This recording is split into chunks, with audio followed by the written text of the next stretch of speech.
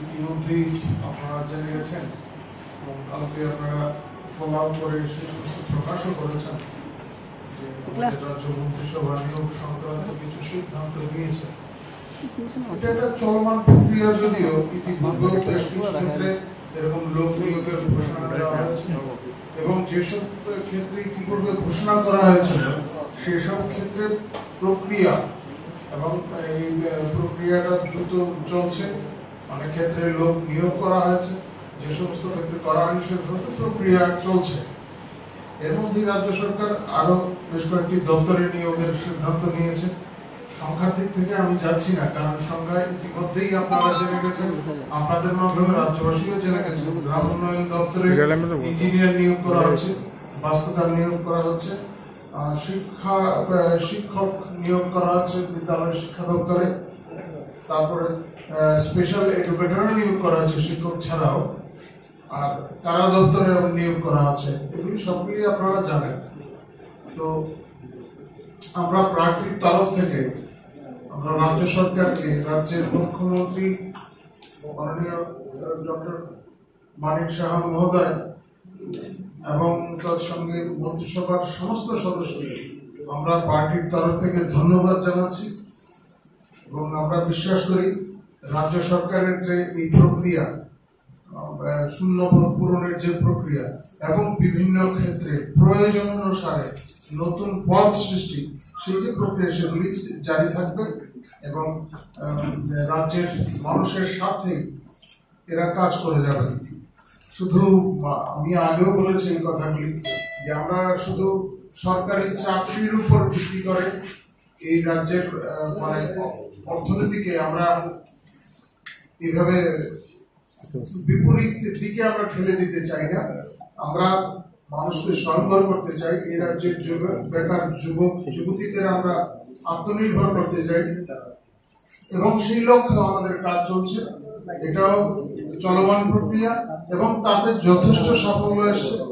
গত ৫-৭ বছরে এই রাজ্যে যে ধরনের পরিবর্তন এসছে, এক্ষেত্রে ইতিবাচক পরিবর্তন, সেই পরিবর্তন চোখে পড়ার মতো এবং যারা বাইরে থেকে আসছেন, এই রাজ্যের বাইরে থেকে যারা আসছেন তারাও তা অনুভব করতে পারছে এবং এই সমস্ত ক্ষেত্রে রাজ্য সরকারের যে এই ধরনের মানে ভূমিকা, ইতিবাচক যে ভূমিকা, সে তার যে প্রভাব জনগণের মধ্যেও দেখা যাচ্ছে। মানুষ ভারতীয় জনতা পার্টির প্রতি আকৃষ্ট হচ্ছে এবং এই রাজ্যের যারা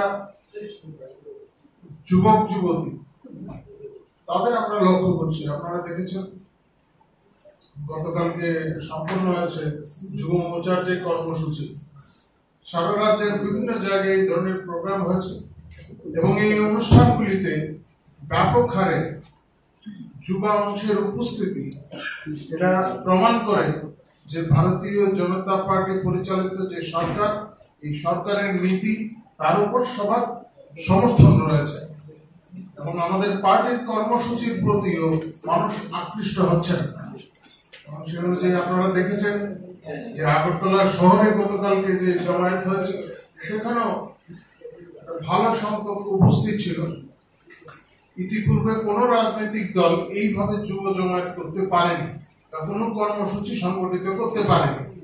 এটা প্রমাণ করে যে আমরা যে নীতি নিয়ে এগিয়ে যাচ্ছি, অন্তর্দয়ের যে আদর্শ আমরা বলছি, আমরা তা বাস্তবায়নে রূপায়ণ করতে পারছি এবং সাধারণ মানুষ আমাদের সঙ্গে আছে। না, এই বিষয়ে আমাদের পার্টির সভাপতিও মানে দিয়েছেন যে প্রেস রিলিজের মাধ্যমে ওনার বক্তব্য রেখেছেন, বাংলাদেশে যা চলছে এখানে সকলে হিন্দুদের উপর যে ধরনের নির্যাতন, বৌদ্ধদের উপর যে নির্যাতন চলছে, সেগুলি তো সারা বিশ্বের নজর কেড়ে নিয়েছে। এটা সত্যি একটা এরকম ধরনের অবস্থা চলছে সেই দেশে, এটা অরাজকতার পরিস্থিতি চলছে এবং সেই দেশের মানুষ এই সমস্ত বিষয়ে বলছে। তবে এইভাবে যে যেটা চলছে তা কিন্তু একটা সভ্য সমাজের জন্য একটা চ্যালেঞ্জ বলা যেতে পারে এবং আজকে মানে বিভিন্ন সময় ধরে এই যে পরিস্থিতিটা তৈরি হয়েছে সেটা কিন্তু একদিনে তৈরি হয়নি। এটাও বিবেচনায় আজকে বিভিন্নভাবে বিভিন্ন সোশ্যাল মিডিয়াতে বিষয়গুলি উঠে আসছে, বিভিন্ন সংগঠন এখন বিভিন্ন বিষয় উত্থাপন করছে যে চট্টগ্রাম পার্বত্য অঞ্চল, সেই পার্বত্য অঞ্চলের যখন দেশ ভাগ হয় তখন সেখানে এই 97% অমুসলিম অংশের মানুষ ছিলেন। তো এই যে বড় সংখ্যক হিন্দু বৌদ্ধ থাকা সত্ত্বেও এই চট্টগ্রাম কিভাবে পাকিস্তানে গেল, আমার সঙ্গে বিভিন্ন সংগঠনের কথা হয়েছে, তারা চাইছে আন্তর্জাতিক আদালতে যাওয়ার বিষয়টি, যে সেটা যাওয়া প্রয়োজন তারা মনে করছেন, কারণ কিভাবে সেটা পাকিস্তানের অন্তর্ভুক্ত হলো, এর পেছনে কি ষড়যন্ত্র ছিল, এখন মানুষ জানতে চাইছে এই সমস্ত বিষয়। আজকের দিনেও এই অংশটি চট্টগ্রাম, সেখানে মুসলিম অংশের মানুষ সংখ্যাগুরু নন, যদিও সেখানে অত্যাচার চলছে নানাভাবে। এটা একদম পৃথক রাষ্ট্র হতে পারে, কিন্তু কোন সুরুদ্ধি সম্পন্ন মানুষ এই বিষয়গুলিকে এড়িয়ে যেতে পারে না। আজকে যে সমস্ত মুখ্যমন্ত্রীও এই সমস্ত কিছু বিবৃতি দিয়েছে, এখন বাংলাদেশে যা চলছে অতি ভয়াবহ, এবং অবশ্যই এর প্রভাব অন্যত্র পড়ে। আপনাদের যদি আর কিছু জিজ্ঞেস করেন। পুষ্পবন্ত যেটা পুষ্পবন্ত প্রাসাদ আছে, এই প্রাসাদ নিয়ে দেখা যায় উপজাতি অংশের সহস্র মানুষদের রাস্তায় নামানো হচ্ছে, আপনাদের শরিক দল নামিয়েছে, কিন্তু পক্ষান্তরে দেখা যাচ্ছে সেই রাজন্য আমলের অনেক স্মৃতি যেখানে বিয়ে বাড়ি করে রেখেছে, এই বিষয়টা নিয়ে কি বলবেন? আপনি তো সত্যি বলেছেন কথা। আপনারা দেখেছেন সারা দেশে যেখানে এই ধরনের ঐতিহাসিক স্থলগুলি আছে সেগুলি রক্ষণাবেক্ষণের জন্য এবং মানুষ যাতে তাতে আকৃষ্ট হয় তার জন্য বিভিন্ন ব্যবস্থা করা হয়েছে। এই ধরনের অনেক, এটা তো এখানে যে কথাটা বলছেন এটা তো প্রপোজাল এসছে আমাদের কাছে, এই নিয়ে আলোচনা চলছে, এখনো চূড়ান্ত সিদ্ধান্ত কিছু না হয়নি।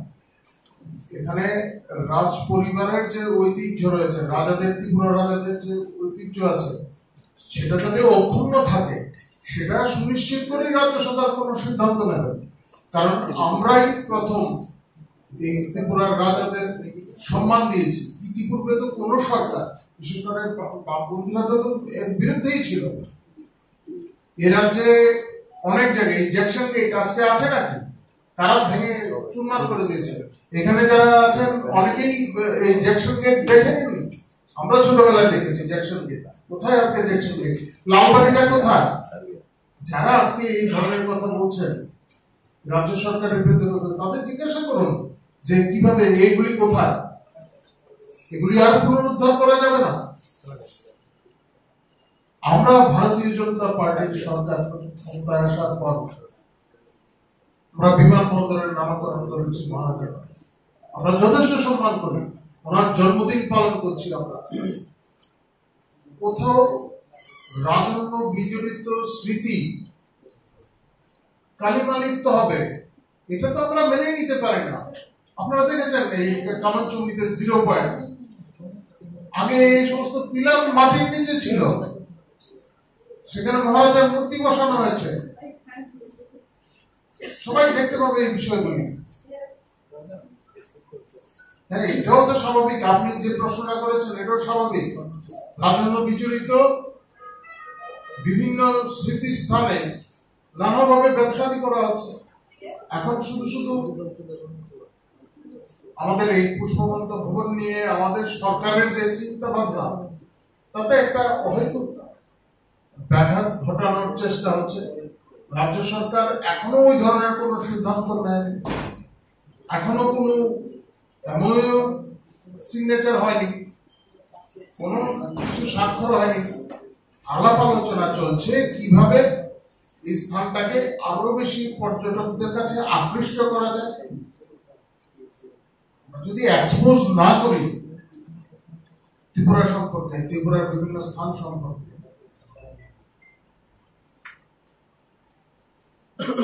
রবীন্দ্রনাথ বিজড়িত এই যে এলাকাগুলি, এই স্থানটি, সমগ্র এলাকাটি, শুধু এই পুষ্পবন্ত ভবন না, আশপাশের সমগ্র এলাকা যথেষ্ট গুরুত্বপূর্ণ, বিবেচনা করতে হবে। যাই হোক, রাজ্য সরকার যথাসময়ে উপযুক্ত সিদ্ধান্তই নেবে, এতে কোনো সন্দেহ নেই। এ নিয়ে যদি কেউ মনে করেন যে এই বিষয়ে কোনো সুপরামর্শ দেবেন, নিশ্চয়ই পার্টির লেভেলেও দিতে পারেন, ব্যক্তিগতভাবেও দিতে পারেন, রাজ্য সরকারের কাছে প্রস্তাব যেতেই পারে, এতে তো কোনো বাধা নেই। আর যদি কিছু, আমাদের সাংগঠনিক প্রক্রিয়া চলছে, এই সাংগঠনিক বিভিন্ন পর্যায়ে যে আমাদের নেতৃত্বরা উঠে আসবেন তার প্রক্রিয়া যথারীতি চলছে, এবং সেই জন্য যে সদস্য গ্রহণ প্রক্রিয়া তাও প্রায় চূড়ান্ত পর্যায়ে এসে পৌঁছেছে। আমি আপনাদের কাছে এই সদস্য গ্রহণ সংক্রান্ত বিষয়ে এখন পর্যন্ত আমাদের কি হয়েছে, প্রায় 12 লক্ষের উপরে আমাদের হয়ে গেছে সদস্য। অনলাইনে আমরা সদস্য গ্রহণের যে প্রক্রিয়া শুরু করেছিলাম তাতে আমাদের 3 লক্ষের মতো আছে, 3,07,667 জন। তাদের যে তথ্য তারা দিয়েছেন সেটা এখন সম্পূর্ণ হয়নি, এবং তারা সদস্য হবেন, কিন্তু তাদের এই সদস্য গ্রহণের জন্য সদস্য পদের যে তথ্যগুলি দেওয়া প্রয়োজন ছিল সেগুলি সংগ্রহ করা হচ্ছে, তাদেরকে বলা হচ্ছে, তারা সেগুলি দিচ্ছেন। ফলে এই 3,767 জন ছাড়া ইতিমধ্যেই 9,48,901 জন আমাদের সদস্য হয়ে গেছেন। তার সঙ্গে যুক্ত হবে এই 3,767 জন। এছাড়া অফলাইনে যে সমস্ত জায়গায় আমরা এই অনলাইনে সদস্য গ্রহণ প্রক্রিয়া আমরা সম্পূর্ণ করতে পারিনি, সে সমস্ত ক্ষেত্রে অফলাইনে ফর্মের মাধ্যমে যারা সদস্য হচ্ছে সেই সংখ্যা 2,31,571। এই সংখ্যাটা 3 দিন আগে এই কাজটা চলছে, তো আজকালের যে হিসাব সেটা আমার কাছে এখন নেই, কিন্তু ফলে আমরা দেখছি 12 লক্ষের উপর গিয়ে আমাদের সদস্য সংখ্যা পৌঁছে হয়ে যাচ্ছে। মানুষ স্বেচ্ছায় এই সদস্য হচ্ছেন, মিস কলের মাধ্যমে তারা এই সদস্য হয়েছে, ফিগারটা আপনাদের কাছে দিলাম আমি, এবং অফলাইনের মধ্যেও যা আছে তা আপনার কাছে উপস্থাপন করলাম। সবগুলি স্পষ্ট করে দেয় যে মানুষ কিন্তু এখন বিরোধীদের অপপ্রচারে প্ররোচিত হচ্ছেন না। বিভিন্ন সময় তারা বলেন এটা নাই, সেটা নাই, ওটা নাই, এগুলি হচ্ছে এই যে নাই নাই বলে তারা রাজনীতি করতে চাইছেন, মানুষ তাদের প্রভাবিত হচ্ছেন না, এটা তার প্রমাণ। আর আমাদের যে পরবর্তী বিভিন্ন কার্যক্রমগুলি থাকবে তাতে আমরা বিশ্বাস করি আমাদের এই রাজ্যের মানুষ, শুধু যে আমাদের পার্টির কার্যকর্তারা তা না, এই রাজ্যের মানুষ সক্রিয়ভাবে অংশগ্রহণ করবে, কারণ আমাদের যে কাজ সেগুলি সমাজকে নিয়ে কাজ, সমাজের স্বার্থের কাজ, সমাজের উন্নয়নের লক্ষ্যে যে সমস্ত কাজ, তাতে সাধারণ মানুষ আমাদের সঙ্গে যুক্ত হবে। এবার আপনাদের যদি কিছু বিষয় জিজ্ঞাসা থাকে আপনারা জিজ্ঞাসা করতে পারেন।